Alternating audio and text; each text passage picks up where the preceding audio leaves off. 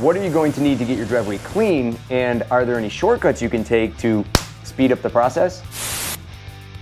Hey guys and gals, welcome to Garage Gear. I'm JB. In my experience, these procedures work great for me and my driveway. There's a few things that I do to prep my driveway prior to pressure washing. The first step that I take is edging my driveway. Almost everyone skips this step, but if you have grass overgrown onto the driveway, it's going to be in the way. I like to edge first to expose all the concrete and the entire driveway. It makes getting the sides of the driveway a lot easier. Rather than the water pooling on the driveway, this gives the water a channel to escape. Next, I like to leaf blow because there's always leaves, mulch, or some other kind of debris on the driveway. And pressure washing only pulls up more stuff onto the surface. See what I mean? So get what you can out of the way now so you're not pushing more gunk down the driveway. And to help give this video a push with the YouTube algorithm, would you mind hitting that like button? Thank you. Next, tools. What are you gonna need? I found that for the average homeowner or DIYer, you can't go wrong with a pressure washer cranking out around 3,000 PSI and over 2 gallons a minute. Sure, there's more powerful ones out there, but this Generac pressure washer has been great for my 4-car driveway. I'll have this pressure washer as well as a full review on it linked down below in the description. Next, get yourself a surface cleaner. This will save you so much time. Do not attempt to clean your entire driveway with just the wand. It will take you 5 times longer. Plus, you'll probably have those tiger stripes from all the spots that you missed. The pros use bigger surface cleaners, and they kind of look like you're pushing around a birthday cake. You can usually get one of these surface cleaners for anywhere between 50 and 100 bucks. This Simpson one I bought used for about 40 to 50 bucks, and it's lasted me almost a decade. Works great. It's linked below. Now, besides having a long hose, you're gonna want a long shaft. Are we still talking about pressure washing here? Or should I say, wand. The wands that come with these units are about 1 foot to 1.5 foot short. That means you're gonna be hunching over quite a bit, and that's gonna start to wear on your back. Do your back a favor and get a longer wand. All right, if you're ready, I'm ready, let's go pressure wash. I like to begin pressure washing by doing the trim work first. Using the wand, I'll carefully hit areas around the house or around the garage, mainly around the corners, cleaning about 2 to 3 inches away. This way I don't have to get too close with the surface cleaner. Once that's done, it's surface cleaning time, baby. I like to work 1 to 2 driveway squares at a time. Go downhill from the top of your driveway down to the bottom. That way the water runs downhill. And from here, I just like to let the surface cleaner take its time and do its thing. And if I come across a really dirty spot, I'll slow down even more and let the surface cleaner really get at it. Now here's a big tip.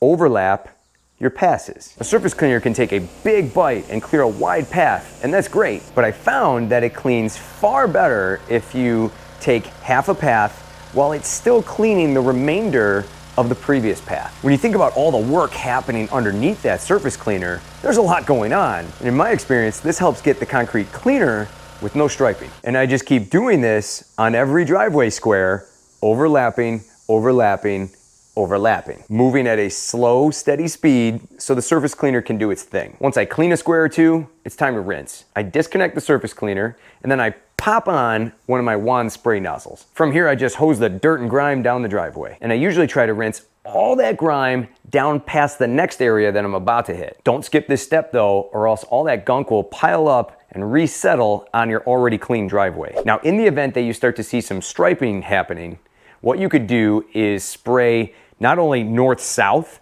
with your pattern, but also east to west. Perhaps this can help break it up better for you and get rid of all those stripes. Now here's a cheat method that'll work in your favor. Now when you take the surface cleaner and butt it up to the grass right on the edge of the concrete, you're gonna miss about 1 inch of all the material that you're trying to pull up from the concrete. You're gonna notice this dark stripe all the way down the edge. Now you could disconnect your surface cleaner, pop in one of your spray nozzles and hit it with the wand. But it's going to get a little bit messy when it starts spraying into the grass and blowing up mud onto your already clean driveway. What I like to do is take the surface cleaner and tip it up just a little bit on its edge. And as you push it down the concrete like this, it will ride the grass a little bit, but don't worry, the lawn will be fine. And you can see that it'll catch the remaining edge that you missed on the first pass. Pretty cool. Cheat code unlocked, chemicals. I never use chemicals while I'm pressure washing my driveway. I purposely bought this pressure washer because I didn't need the soap or chemical tank on it. You can use chemicals if you have a really dirty section of concrete and water just isn't cutting it. But I find consistently pressure washing my driveway once a year usually gets it clean. I just don't have a need for chemicals. Simple Green makes a variety of cleaners for procedures like this, and if you have any tough spots, these may help you out. I just don't want all those chemicals getting in my lawn and all my gardens. Some people like to put down pre and post washes.